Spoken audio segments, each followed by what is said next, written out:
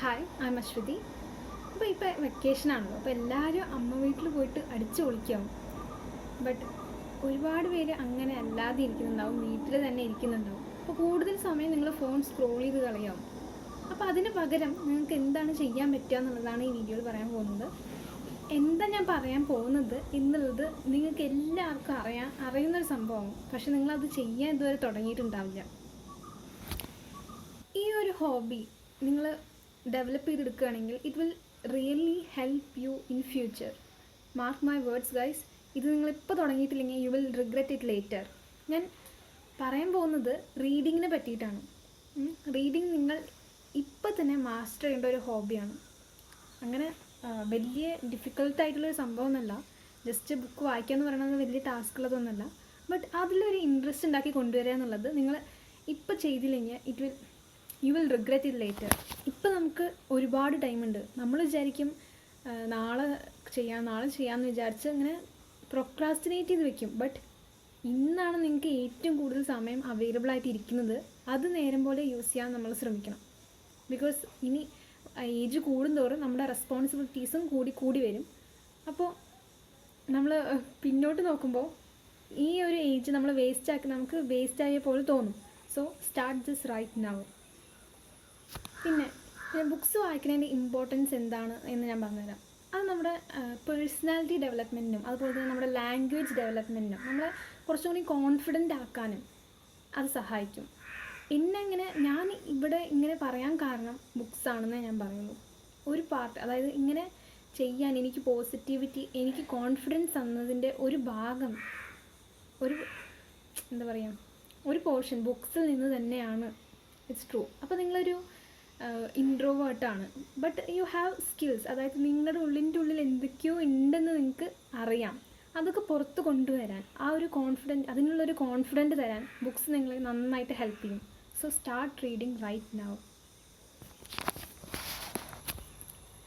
ഇന്ന് ഞാൻ റീസെൻ്റായിട്ട് വായിക്കുന്ന, അതുപോലെ തന്നെ വായിച്ചു കഴിഞ്ഞ 3 ബുക്സ് ഞാൻ നിങ്ങളെ പരിചയപ്പെടുത്തുന്നുണ്ട്. അപ്പോൾ ആദ്യത്തെ ബുക്കാണ് ഗുരുസമക്ഷം. I hope you can see this. അപ്പോൾ apprenticed to a Himalayan master, a yogi's autobiography. ആ ഒരു ബുക്കിൻ്റെ മലയാളം വിവർത്തനമാണ് ഇത്, ഗുരുസമക്ഷം എന്ന് പറഞ്ഞിട്ട്. അപ്പോൾ ഒരു യോഗിയുടെ ആത്മകഥയാണ്. ശ്രീ എം രചിച്ച ആത്മകഥയാണ്.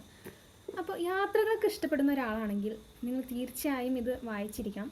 പിന്നെ നമ്മളിതൊരു ഓപ്പൺ മൈൻഡോടുകൂടി, അതായത് ഒരു അണ്ടർസ്റ്റാൻഡിങ്ങിൽ വായിച്ചു പോകണം. നിങ്ങൾക്ക് യാത്രകളൊക്കെ നല്ല ഇഷ്ടമാണ്, പിന്നെ നോർത്തിലൊക്കെ പോകാൻ, അതായത് ഇന്ത്യയുടെ നോർത്തിലൊക്കെ പോകാൻ ഇഷ്ടമാണെങ്കിൽ you can definitely go through this. Because ആ ഒരു ഹിമാലയത്തിൻ്റെ, ആ ഒരു നോർത്തിൻ്റെ ഒരു ഭംഗി മുഴുവൻ ഈ പുസ്തകത്തിൽ അദ്ദേഹം പറയുന്നുണ്ട്. അതുപോലെ തന്നെ നിങ്ങൾ കുറച്ച് ദൈവവിശ്വാസി ആണെങ്കിലും അല്ലെങ്കിലും you can definitely read this. എല്ലാവർക്കും ഒരേപോലെ അക്സെപ്റ്റ് ചെയ്യാൻ പറ്റുന്ന ഒരു പുസ്തകമാണിത്. ആദ്യം നമുക്ക് അധികം അക്സെപ്റ്റ് ചെയ്യാൻ പറ്റില്ല, പക്ഷേ അവസാനം കൂടെ എത്തുമ്പോൾ അടിപൊളിയാണ്, ഒരു രക്ഷയില്ല, സെറ്റ്. പിന്നെ ഇതൊരു ഫിക്ഷനൊന്നല്ലല്ലോ, ഓട്ടോബയോഗ്രഫിയാണ്, ആത്മകഥയാണ്. അതുകൊണ്ട് നമുക്ക് ചിലപ്പോൾ വിശ്വസിക്കാൻ പറ്റിയെന്നൊന്നും വരില്ല. എന്താണെങ്കിലും അതിലത്തെ നല്ലത് മാത്രം എടുത്തിട്ട് ബാക്കിയുള്ളത് നമുക്ക് ഒഴിവാക്കാം. നെക്സ്റ്റ് ബുക്ക് എന്ന് പറയുന്നത് പത്മനാഭൻ്റെ കഥകളാണ് കേട്ടോ. ഇതൊരു 51 കഥകളുണ്ട് ഈ പുസ്തകത്തിൽ. അപ്പോൾ ഞാൻ ഫ്രീ ആയിട്ടിരിക്കുമ്പോൾ അതിനകത്ത് റാൻഡമായിട്ടൊരു കഥ വയ്ക്കും. ഇങ്ങനെ കുറേ കഥകളുണ്ട്. ഇത് വായിക്കുമ്പോൾ എനിക്ക് തോന്നിയത്, ഇതെന്നല്ല, ഏതൊരു പുസ്തകം വായിക്കുകയാണെങ്കിലും അതിലത്തെ ഒരു കഥാപാത്രമായിട്ട് നമ്മൾ മാറുകയാണ്. നമ്മളോ നമ്മുടെ പ്രിയപ്പെട്ടവരോ അങ്ങനെ ആരെങ്കിലും ആവും ആ കഥാപാത്രം. എന്നിട്ട് നമ്മുടെ മൈൻഡിൽ ആ പിക്ചർ ഇങ്ങനെ, അതായത് ഈ സ്റ്റോറി ഇങ്ങനെ നമ്മുടെ മൈൻഡിൽ ഇങ്ങനെ പോകും, ഒരു സിനിമ പോലെ. എന്നിട്ട് ആ ഫ്ലോയിൽ അങ്ങനെ നമ്മൾ ആ സ്റ്റോറി കംപ്ലീറ്റ് ആക്കണം എന്ന ത്വരയോടെ അങ്ങനെ വായിച്ചു പോവാണ്. അപ്പോൾ നമ്മൾ ബുക്കിൻ്റെ സൈസോ അതൊന്നും നോക്കില്ല, ആ ഒരു ഫ്ലോയിൽ നമ്മളത് വായിച്ച് തീർക്കും. ചില കുട്ടികൾ ഞാൻ കണ്ടിട്ടുണ്ട്, ബുക്ക് ഇത്രയും ഉണ്ട് കട്ടി, എനിക്കിത് വേണ്ട, എനിക്ക് ഇത്രയും ആകെ 50 പേജുള്ള ബുക്ക് മതി, അങ്ങനെയൊക്കെ പറഞ്ഞ് ചെറിയ ബുക്ക്സ് ചൂസ് ചെയ്യുന്നവരുണ്ട്. അതിലൊന്നും കാര്യമില്ല, കഥകളിലാണ് കാര്യം. അത് നമ്മുടെ മൈൻഡിലൊരു സിനിമ പോലെ ഇങ്ങനെ പോവുക ചെയ്യുക, സമയം പോണതേ അറിയില്ല. ഞാൻ പറഞ്ഞില്ലേ, അതിലത്തെ ആ കഥയിൽ കഥാപാത്രമായിട്ട് നമ്മളവിടെ ജീവിക്കുകയാണ്. അതുപോലെയാണ് ഓരോ എഴുത്തുകാരും ഒരു ബുക്ക് എഴുതി വെച്ചിരിക്കുന്നത് നിങ്ങൾ മനസ്സിലാക്കണം. പത്മനാഭൻ്റെ കഥകൾ നല്ല പുസ്തകമാണ് കേട്ടോ. ഇഫ് യു എങ്ങാനും ലൈബ്രറിയിൽ നിങ്ങളുടെ കയ്യിൽ ഇത് വെട്ടാൽ എടുക്കുക. അപ്പോൾ അടുത്ത പുസ്തകമാണ് ലൈഫ്സ് അമേസിങ് സീക്രറ്റ് എന്ന് പറയുന്നത്. ഈ ഒരു പുസ്തകം ഏതൊരു ഏജ് ഗ്രൂപ്പിലും വായിക്കാം കേട്ടോ. അതായത് ഒരു ടീനേജ് മുതൽ അതിൻ്റെ മേലേക്കുള്ള ഏതൊരു ഏജ് ഗ്രൂപ്പിലും വായിക്കാൻ പറ്റിയൊരു പുസ്തകമാണ് ലൈഫ്സ് അമേസിങ് സീക്രറ്റ്സ് എന്ന് പറയുന്നത്. ഇതൊരു സെൽഫ് ഹെൽപ്പ് പോലെയുള്ളൊരു ബുക്കാണ്. ബട്ട് സ്റ്റിൽ നല്ല സിമ്പിളായിട്ടുള്ളൊരു ലാംഗ്വേജിലാണ് ആൾ പ്രസൻറ്റ് ചെയ്യുന്നതും അണ്ടർസ്റ്റാൻഡബിൾ ആണ്, ഇൻട്രസ്റ്റിംഗ് ആണ്.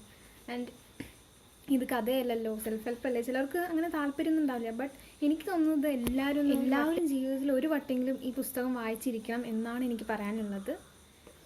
ആൻഡ് ഇതുപോലുള്ള ഒരുപാട് ബുക്സിനെ പറ്റിയിട്ട് ഇനിയും ഞാൻ വീഡിയോ ചെയ്യാം. നമുക്ക് എന്താണുള്ളത് അതിൽ ഹാപ്പി ആയിട്ട് ഇരിക്കാൻ നോക്കുക. ഇപ്പോൾ നമുക്ക് ബുക്സ് വായിക്കാൻ ബുക്കില്ല, ബുക്ക് വാങ്ങാൻ പൈസ ഇല്ല, എന്തിനാണ് ബുക്ക് പൈസ കൊടുത്ത് വാങ്ങുന്നത്? ലൈബ്രറി പോയിട്ട് എടുക്കുക. അല്ലെങ്കിൽ ഈ ബുക്സ് അവൈലബിൾ ആണ്, ഫ്രീ ആയിട്ടാവും ബുക്സ് അവൈലബിൾ ആയിട്ടുണ്ടാവുക. പിന്നെ ബുക്സ് വായിക്കുന്നവരോട് നമുക്ക് ചോദിക്കാം, വായിച്ച് തിരിച്ചു തരാമെന്നൊക്കെ പറയാം. അങ്ങനെ നമുക്ക് ഉള്ള പോലെ നമ്മൾ ചെയ്യുക. അല്ലാതെ ഇപ്പോൾ ചെയ്യാൻ പറ്റുന്നില്ലല്ലോ എന്ന് വിചാരിച്ച് സങ്കടപ്പെട്ടിരിക്കരുത്. എന്തൊക്കെയാണ് നമുക്കുള്ളത് അത് നമ്മൾ മാക്സിമം യൂട്ടിലൈസ് ചെയ്യാൻ നോക്കുക. And all the best. Thank you for watching.